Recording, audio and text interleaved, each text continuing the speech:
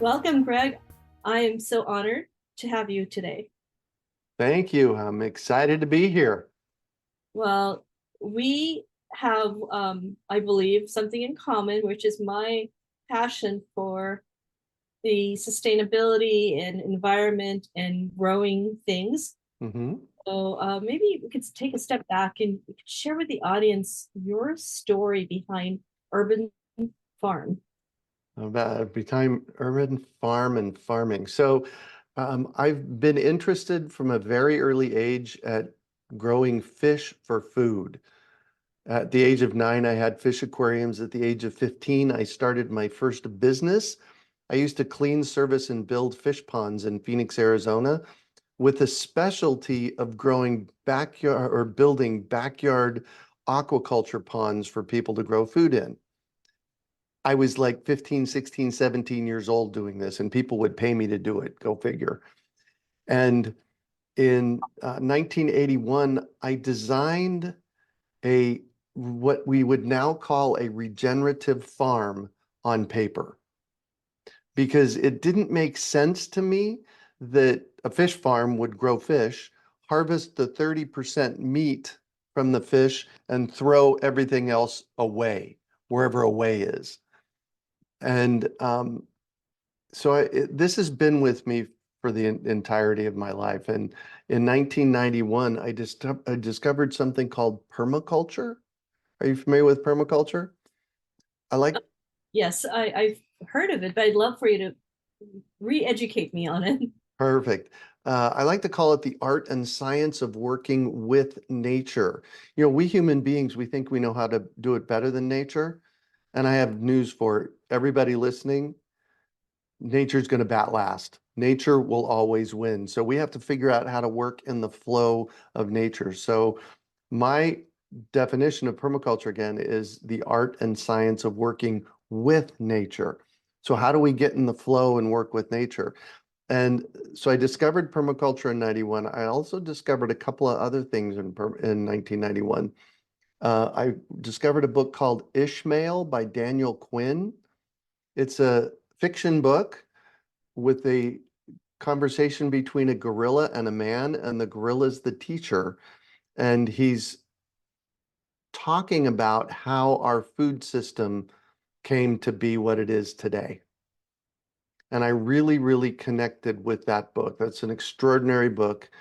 The third thing that happened for me in 1991 is I did a workshop at Landmark Education. It was their advanced course. And I created myself to be the person on the planet responsible for transforming our global food system. Now, that's not a burden for me. It's not a responsibility for me. It's a what gets me up in the morning. It's my vision for my life. It's what I work on. And what I'm very clear about is that this isn't a Greg project. This is a project that I share about in the world, and I need to enroll as many people into it as possible. And then the creme de la creme of 1991 was a friend of mine went on a sailing trip in the South Pacific, and they anchored at an island and went looking for a grocery store. And the people living on the island kind of looked at them funny and they said, go pick your own. And so he came back to me in 1991 with that. And it's like, wow. All right. So why aren't we growing food in every yard? I believe that the solution to our global food problem is growing food in people's yards, growing food in the city where we need it. So that's kind of how that all happened. I started my calling my homes in Phoenix, Arizona on a third of an acre. That's 80 feet wide and 160 feet deep. I started calling it the Urban Farm in 2001. And from 2002 until 2022, when I left Phoenix, we would do tours, and I had easily 10 or 15,000 people over that 20-year period come and see an edible landscape. And just like in nature where food grows, when people come to my yard, they see food growing everywhere. And I designed it from a permaculture perspective so that it would self-perpetuate, so that things would go to seed and replant themselves year after year. I planted fruit trees. I'm a huge fan of fruit trees because you plant them once and you get food for decades. So I had 80 fruit trees at the urban farm on this third of an acre property. We had chickens in the backyard, and there was always something to eat every day from the yard at my house in Phoenix. And now I'm in Asheville, North Carolina. We moved here 2 years ago, and I'm working on doing the same thing here, making an old growth food forest in my yard. And it's turning out to be easier to do it here where it rains. So there you go. There's my story. And what an awesome story. As I mentioned to you before we hit record, that the month of April has Earth Day. Hmm. To me, I've taken it on as a personal passion that I want to learn more. I want to be that individual who can, and I hope I articulate this well, be in the flow that at least I can do the basics, if not more, like you are doing.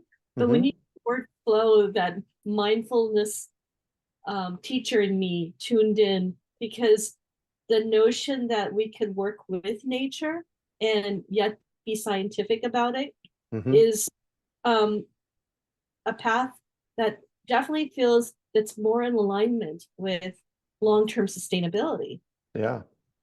Well, let's talk about that word. You brought the word up, sustainability. I don't like that word. Okay, tell me I why. I know, right? Using it, right? In fact, about 20 years ago, I started giving a lecture why we need to stop recycling. Oh, okay. And do I really believe that we need to stop recycling? No, but we need to get a lot more knowledge around it. And it's reduce, reuse, then recycle. And our entire culture is built around recycle, recycle, recycle, not reduce and reuse. And so along those same lines, um, all right, my brain just went sideways. Along, what were we talking about before? So you were talking about the connotation around sustainability. Sustainability. Okay, great. I'll pick it up from there. So let's talk about sustainability. Sustainability or sustainable simply sustains the mess we've created. It doesn't do anything to fix the problem. So I am much more a fan of the word regenerative. We as human beings design systems on this planet. You're sitting in a chair. That's a human system. We're sitting at a desk. We have these computers. We got roads. We got pipes. And every single human created system, and I challenge your listeners to come up with one that isn't, but every single human created system is degenerative. It breaks down over time. It goes away. And every single natural system, or most of them, is regenerative. They recreate themselves year after year after year. There's this process. And what we do in permaculture is we look at that regenerative process and we overlay it on our human condition to see how we can build I'm not going to say regenerative systems because I don't believe that humans can actually build 100% regenerative systems, but how we can build systems that are more regenerative. And for me, that's what permaculture is all about. And I'm glad you brought up the issue you have around sustainability in terms of the terminology, because I do recall about a year ago when I was looking into this topic in general, Hmm. I remember the concept, and there was a diagram that's associated with it, that you want to not necessarily approach this concept from what will we get to finally, like when do I recycle?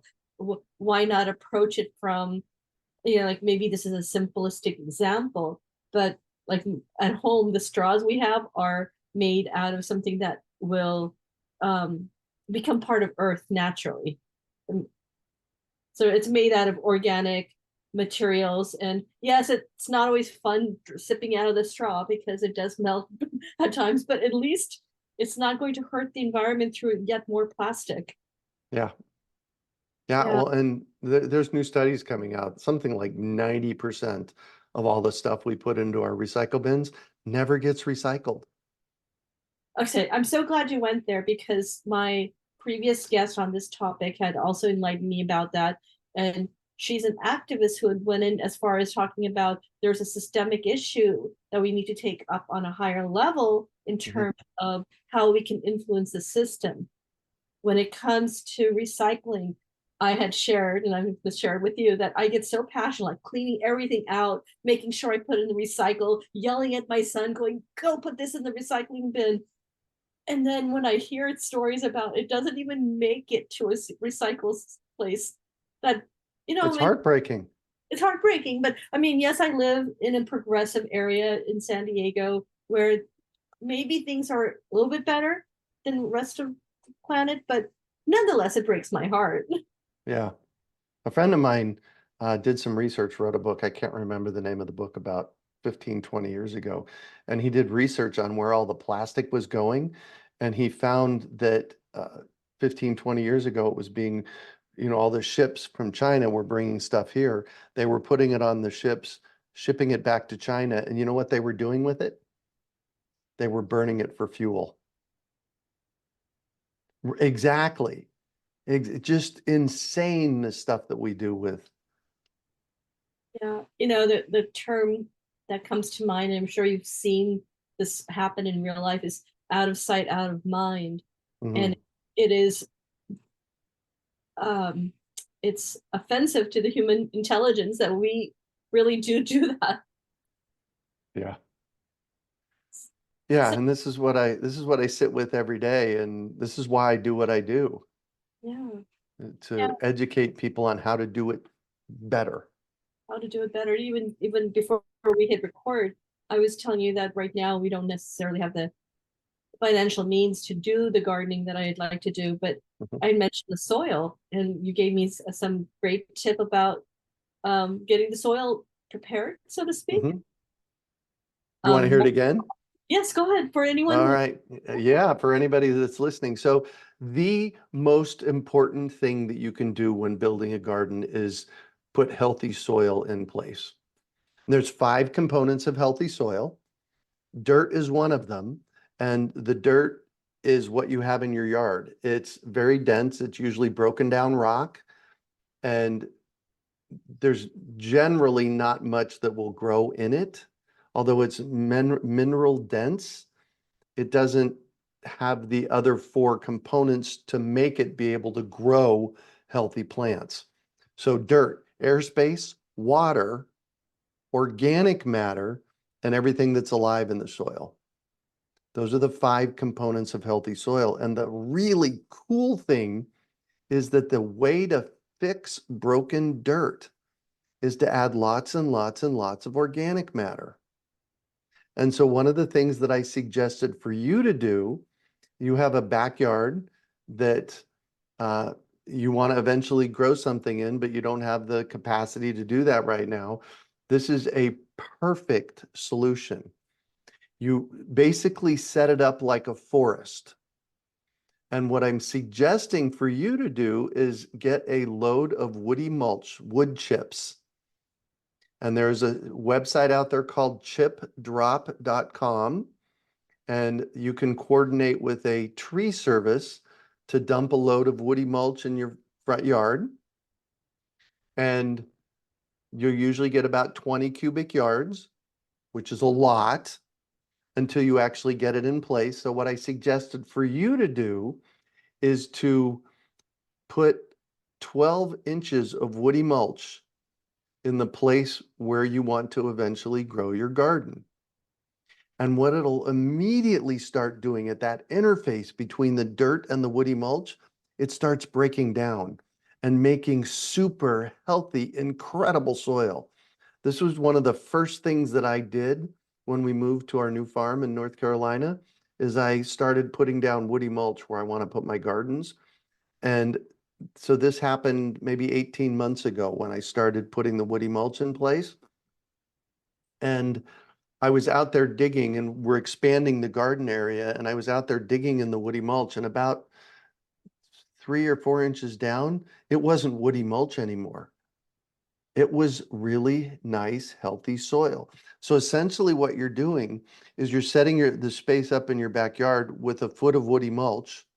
It's going to break down over time and make healthy soil so that, in 18 months or 2 years, you've got this healthy soil there to start planting stuff in. And how long did it take you between the time you placed the mulch in your new backyard and where you started to see the transformation? Oh, couple of months. That's amazing. Nature works amazingly. And yeah, well, and you don't want to go with 2 inches. You want to go with 10 or 12 or 16 inches, because then there's enough mass there so that it holds on to the water. I had a friend of mine, I told a guy that I knew in Phoenix 10, 12 years ago, told him to do this. And I was thinking 6 inches. He put 3 feet of woody mulch in his backyard. And I was there a year after he did it, and it hadn't rained in Phoenix from November to February. So for 4 months, it hadn't rained. And I asked him for a shovel, and I went out and dug a hole 18 inches down into this woody mulch, and it was wet. And I said, "Have you been watering this?" He said, "No, that's just from the rain we got in the fall." So it acts like a sponge, and it brings the microorganisms, and worms will show up just out of nowhere. It's amazing. And this is how it happens in nature. In the forest, the leaves drop, the sticks drop, a deer comes along and leaves a deposit behind. And before long, you get this really amazingly healthy soil. I I'm not passionate about this, by the way. well, I certainly feel the enthusiasm because my goodness, simple things like that, we can make a shift. I mentioned to you that I wish our backyard was ready, but at least I can take some intelligent steps to make a change. Yeah. Now, I have a few other questions in regards to simple changes that we can do. Okay. So we can, as someone like myself, novice but passionate about the environment, what micro steps can I take to make a difference in not only my backyard but on a maybe bigger scale? Because we were even talking about recycle and how can we make a difference there? Reduce, reuse. We have in our car some stainless steel containers for takeout when you go to restaurants. Buy in bulk. There's more and more bulk food stores showing up that you can take your own containers to. Do whatever you can to reduce plastic use. At Trader Joe's, we bought these nice net bags for produce rather than taking a plastic bag every time you know, buy produce. Um, get grocery bags. I made a deal with myself almost 20 years ago that if I ever ended up at the grocery store without my bags, you can get them at Trader Joe's, you can buy them everywhere. They're usually cloth or some kind of, bag like that. Buy cloth bags, those are better. I made a deal with myself that I was ever at the grocery store and I didn't have my own bags, the groceries would go back in the shopping cart and I would haul them out to the car that way. And I've had to do that a couple of times, but that's my level of commitment with it. And, get a stainless steel water bottle. Don't use plastic water bottles. Don't buy sugary drinks. First of all, for your health, don't buy sugary drinks. And secondly, don't buy sugary drinks because they're in plastic bottles. I don't know why my computer does that, but it makes people laugh. For those of you that aren't seeing this video, when I do a peace sign, I get balloons that show up.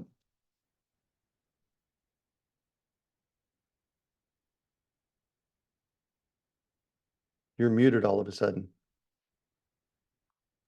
Oh, okay. I was just saying that if I put up my hand, sometimes Zoom does silly things as well. For those Oh, who are not watching this on my YouTube, but listening in, I do encourage you to go to the YouTube, because what Greg has in the background is incredible. It's so serene. Maybe you can describe what that scene is.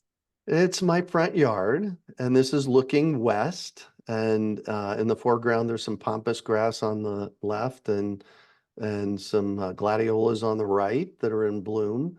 Uh, People, I lived in Phoenix for 55 years, and people ask me, why did you go from Phoenix to or suburban Asheville? And for about the past 20 years, I've been wanting to find someplace quiet to be. And so we're about 15 minutes outside of downtown Asheville in a suburban slash rural area, and it's rolling hills, and we get 40 inches of rain here, and things grow like mad.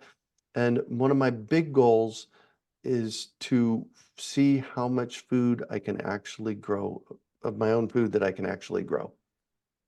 And it's a process to learn it, because if you think about how many, for us, how many heads of broccoli we eat, we probably eat 2 heads of broccoli a week. It's one of our favorite things. Go try and grow some of it to see what it takes to grow it. And you will have a much deeper appreciation for the people that are growing it and getting it to you, because it's not a simple task to grow, a head of broccoli. Say we use one a week, that's 52 heads of broccoli a year that we go through. That's a lot. And putting it in that context with that perspective, is really makes you feel, from a mindfulness perspective, gratitude, but also from the perspective of someone who is earnestly hoping to learn more. I realize it's a daunting thing, because I mentioned to you that my father-in-law had given me a little area. I forget what it was called, raised Oh, garden yes. bed. And I was so excited, put up a lot of effort, very naive. So just kind of Googling what I could do and went about it. And when things started to bloom around springtime, I was so excited. I'm like, oh, I see like squash, I see kale, a little stuff. And then the critters ate it. Oh, Barely got to it. But it just puts in perspective that these things are not easy. right.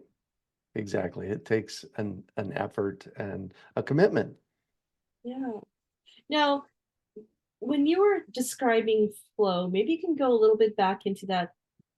For those who may not have any experience with gardening, and maybe not even really that in tune with nature, Hmm. what does it mean for you, as you teach or pass on that wisdom to future generations, that to be in flow with nature and to then use the knowledge that you put together? And I imagine it's a lot of things that you can teach future generations. Oh, we have so much content on our website. I've been putting content up for 20 years now. I've been shooting videos for 20 years. I have um, all kinds of information because I'm deeply committed to transforming our global food system. So how do you do that? You do it through educating people. And there are some really simple things that you can do, even if you don't have a yard. First of all, here's a quiz for you. What is the most expensive thing to buy in the grocery store, plant-wise, and the easiest thing to grow? I'm going to take a guess. Is it spinach? I don't know. Or tomatoes? Herbs. Herbs are the most expensive. You pay $5 for, a little packet of 2 ounces of basil. Basil grows like a weed, and you can grow basil in a sunny windowsill in a small pot. You can grow rosemary in a warm, like your climate, you plant a rosemary bush and it'll grow for decades and get 4 feet tall and, be productive all year round. So, plant herbs is what I tell people for starters, because you're going to love them when you're preparing your food. The second thing you can do that's really super simple is make sprouts. And you just get some sprouting seeds. There's broccoli and there's all kinds of seeds, beet seeds that you can sprout. So you buy sprouting seeds. And I had a guy on my podcast, the Urban Farm Podcast, maybe 5 or 6 years ago, that wrote a book on sprout salads. And he tells you how to, make 5 or 6 different kinds of sprouts. And it's really simple. You get a mason jar. And there's a screen that you put on the top of the mason jar. You put the seeds in the jar, like 2 tablespoons of seeds in the jar, and you rinse them once a day and leave them on the counter. And in 3, 4, 5, 6, 10 days, you have these green sprouts that are really nutritious. They're tasty, and you just make a bunch of them up and make a salad out of it. It really can be that simple. It's interesting you mentioned the sprouts. My mom had passed on to me a little container where you can sprout things. Mhm. And I sometimes I have it and I see it and I get all intimidated thinking, oh, I wonder how to do it. But I have sprouts in the house. I have lots of herbs, and you're correct that they are pricey. But if you like to cook like I do, Mhm. great. And also sprouts are very nutritious. Yes, exactly. Yeah. So those are 2 easy places to start with gardening. There's so many ways that you can start gardening. Your raised bed, the most important thing to put in that raised bed is good soil. I've been doing raised beds here because going in the ground takes longer. So I've been building raised beds here, and I will spend $40 on the wood to make a raised bed, and I'll spend $250 to put the soil in it so that I got good soil. And, good soil is usually locally made. You want to get somebody that tests it for any toxins or anything like that. And I buy it by the cubic yard tote. So I buy it a cubic yard at a time, and it's not cheap, but it's going to make really good food, because when you're growing in that soil, the plants are using the nutrients from that soil to make the plant healthy. So if you have bad soil, if you have subpar soil, I could use another word, but you're going to get subpar plants. So spend your money on healthy soil until you can make your own. Until you can make your own, yeah. Yeah. And how would one make their own? Is that an elaborate process itself? Not really. It's what I did at the urban farm in Phoenix. I was in that property for 32 years, and I originally tilled the soil, and I only tilled it once. I'm a no-till person because I believe when you till the soil, it breaks up all the microorganisms in it. So what I did is I tilled it once to get it ready, and then every year you just add an inch or two of compost on top. Just add new compost, add mulch on top. Um, and over time, my front yard at the urban farm in Phoenix had 2 feet of topsoil that was beautiful for growing food in. I had to dig down 2 feet to get to dirt. And yeah, I was there for 32 years, but it's a process. Nature doesn't happen overnight. So we just need to make sure that we're giving it the things that she needs, and let nature happen. You mentioned compost. I don't necessarily know if I'm ready to do composting because Mhm. lack of backyard, but Mhm. maybe educate me on the topic of composting. Yes. So when people say composting, it's this thermophilic or heat process. And thermophilic composting is not easy. It is complicated. It takes effort. It takes a lot of materials.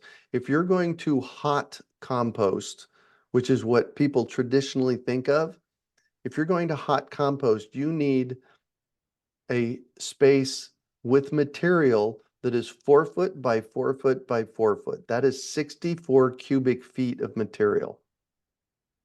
And of that material, I'm going to give you a simple answer here in a minute, but of that material, you need 60 to 70% browns, which are leaves and mulch and stuff that's carbon based, and 30% greens. And in order to effectively compost in Phoenix, it took me connecting with a restaurant to get 5 to 10 buckets of food waste from them a week in order to thermophilic compost. So as you can imagine, I try and steer people away from thermophilic composting. Well, what else can you do? Well, the simplest thing you can do is called pit composting. Go out and dig a hole in your yard, pour the stuff in the hole, and cover it up. It's that simple. And especially in your case, if you do this in your gardening area, over the course of the next couple of years, just every time you have a bucket, just go out and dig a hole and pour it in. And what happens over time is nature happens, and it eventually makes this great healthy soil. Or, and this is my favorite, worm composting. Worm composting is so incredibly simple. Basically, once you get your worm composter set up, you just feed your food scraps to your worms.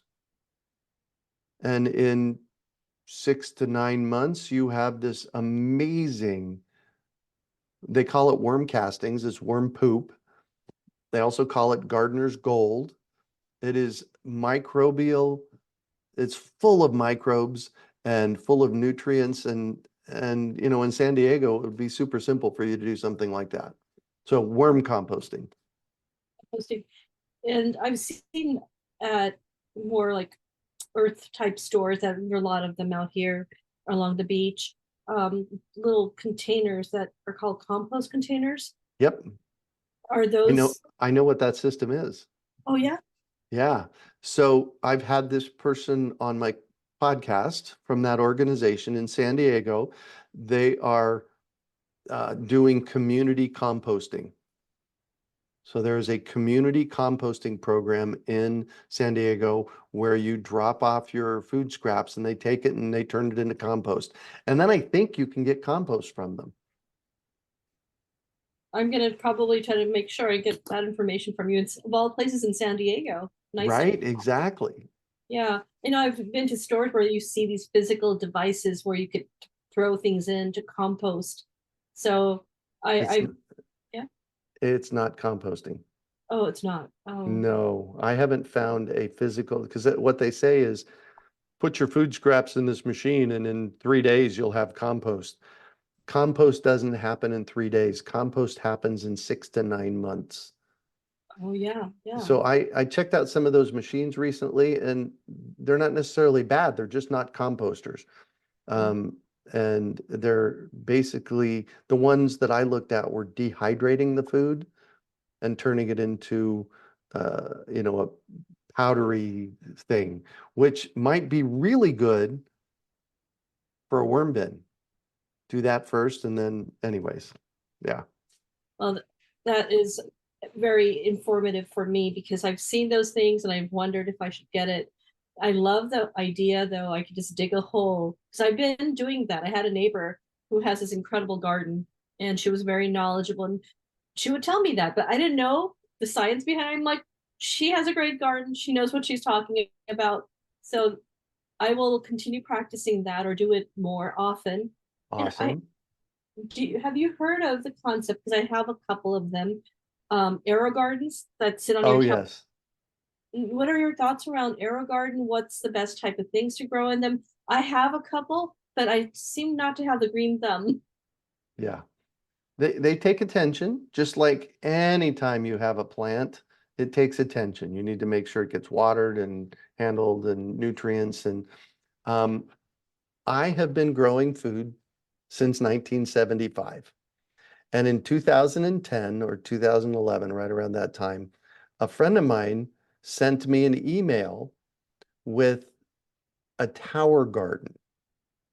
Now, a tower garden is a jumbo version of your Aerogarden. It's basically a hydroponic growing tower. And on that day in, let's call it 2010, I had a conversation with her. I met with her and a couple of her friends. And from 6 a.m. till noon, that's all it took me to buy one. And until we left Phoenix, I used it every single season. And what we used to do is we used to grow greens in it in the summertime. So I brought the tower garden inside and we grew greens in it for salads because Heidi and I love salads. And so they're not cheap to get into. You know, I don't know what they are these days. I think mine was $600 back in 2010, but it's been paid off. And we still grow greens in it for salads every year.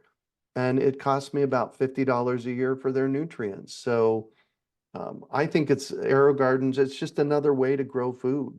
And there are so many ways to grow food. Well, I do appreciate that. And in the very beginning, you also mentioned, oh, before I go to the next question though, did you bring your tower garden to your new residence? We absolutely brought the tower garden. I never would have believed how much energy it would take to get the infrastructure in place on a property for growing food.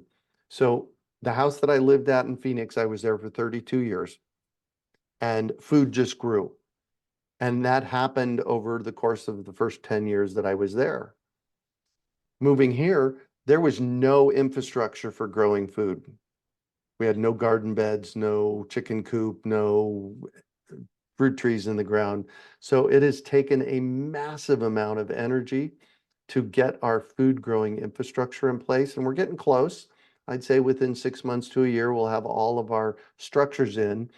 That's when I'm going to bring the tower garden back out, is to start using it again. But we did bring it here. We love it. And yeah. I could talk to you for hours of so many facets, and I look forward to following up with you just to maybe even take your course, watch your videos, everything about your company. I will make sure is in your show notes. The one last question, going back to the very beginning, I'm Mhm. so fascinated that on your own you learned how at a young age to do the craft of I want to call it farming, but it's more local farming at Yeah. home. Yeah. Did you have an influence? Did somebody teach you? Like I'm curious. My grandfather and grandmother had a small farm in Vancouver, Canada. We lived in Phoenix, Arizona. We only got up there a couple of times. Um, Mom and dad didn't garden. When we moved into our house with land around it in 1974, Mom said, "See the right half of our backyard? That's your garden. Go start digging." Um, I just bought seeds. And again, I think if you believe in reincarnation, I think something happened that got brought through, because this passion is mostly really good for me. Sometimes it's a curse because it's always there and I always have to be doing it. But it's things like this happen. I planted my first peach tree in 1975. By 1978, I had so many peaches, I didn't know what to do with them all.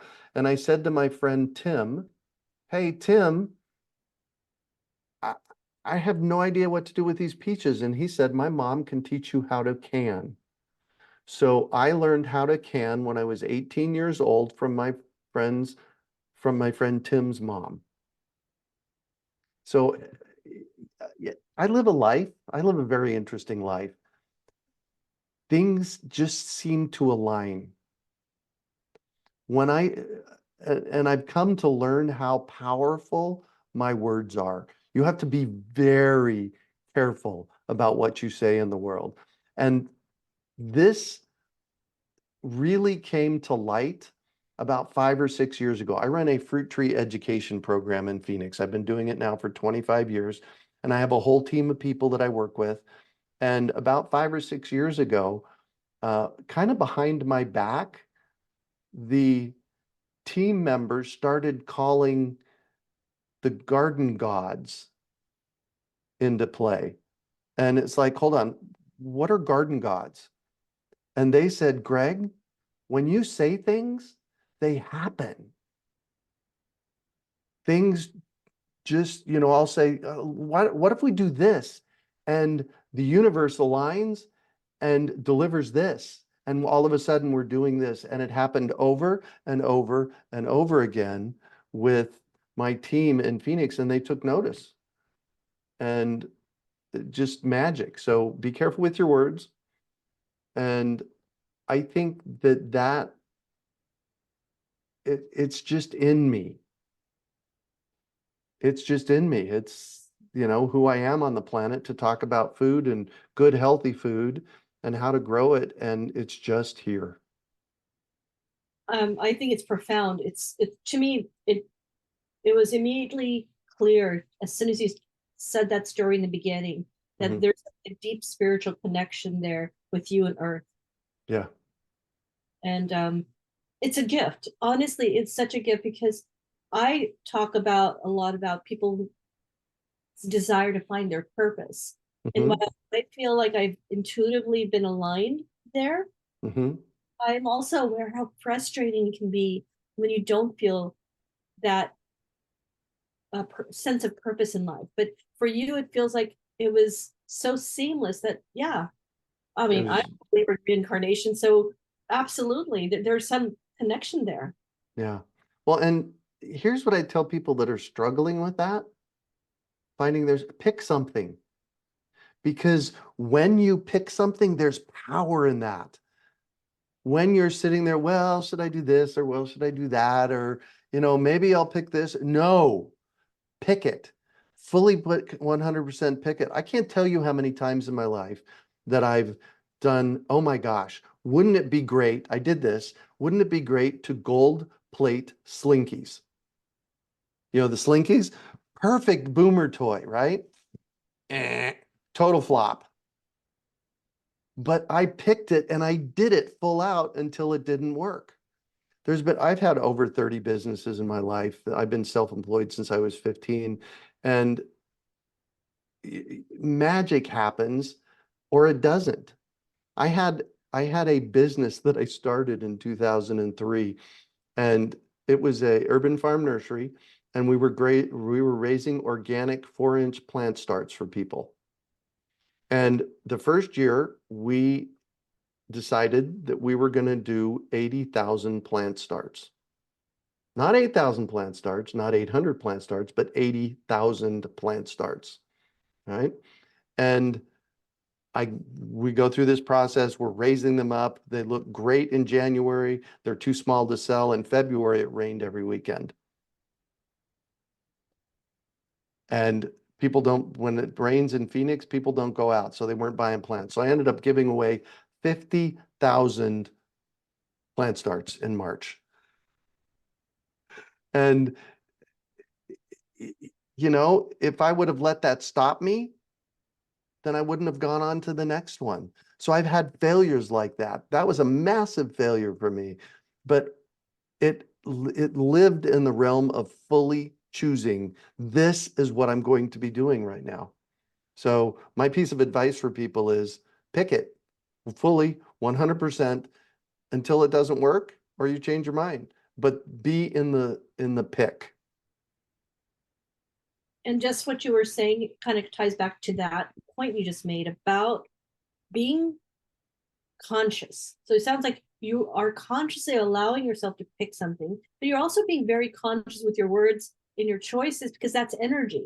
Yeah. And having that awareness is mindfulness. It's a spiritual mindfulness. I'm Yes. glad that you are aware of that, because a lot of people aren't. Not well after their 50s. I know that some people just are drifting, Yeah. unaware that they're energetic beings. Right. Yeah. Yeah. Well, what a awesome interview. I just loved it. I hope I can have you back. What I'm game. yeah, you and I can't wait to share the efforts I make in continually growing in my skill set in urban farming, and hopefully taking your courses and learning from you. Did you ever go back to that original passion that you had mentioned, growing fishes or It farming fish? it lived with me for about 20 years. When I first moved into the property in Phoenix that became the urban farm, I built a small scale aquaculture system and was raising fish. And I've pretty much gotten away from eating animals.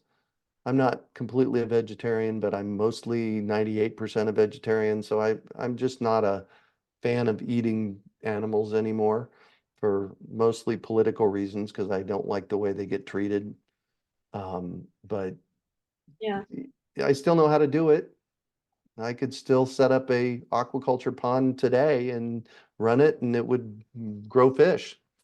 Yeah, the only reason I asked is I'm mostly vegetarian as well, but what fascinated me is that my goal or dream is to have a little koi farm in the backyard one day, not to Mhm. eat, but to Yeah. enjoy. And I thought, wow, I wonder if there's some skill sets that one can acquire to understand how to have a pond with fish in it. Oh, yeah. Yeah, Absolutely is. So you've mentioned a couple times our classes.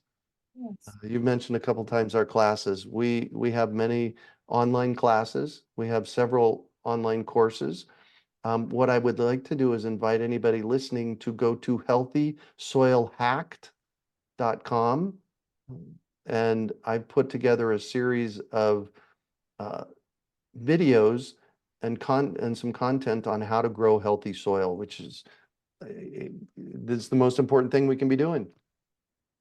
And I will make sure that the show notes have that detail. Anything you share with me about your business and any courses will all be in the show notes. And also, when I put this on YouTube, you will be able to then connect and I will show you how Awesome. Thank you.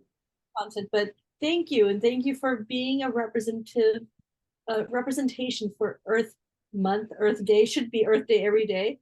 Right. That's what John Denver said in the song not Calypso. Every day is Earth Day. He wrote a song. John Denver wrote a song called Every Day is Earth Day. Go listen to it. It's amazing. Well, maybe that'll be like a little background music for our podcast. There you go. Well, thank you, Greg. I know you're 3 hours ahead and you were so patient and waiting to make this happen. I can't wait to like talk to you very soon and take your classes. Right back at you. Thank you. Thank you. Have a great day.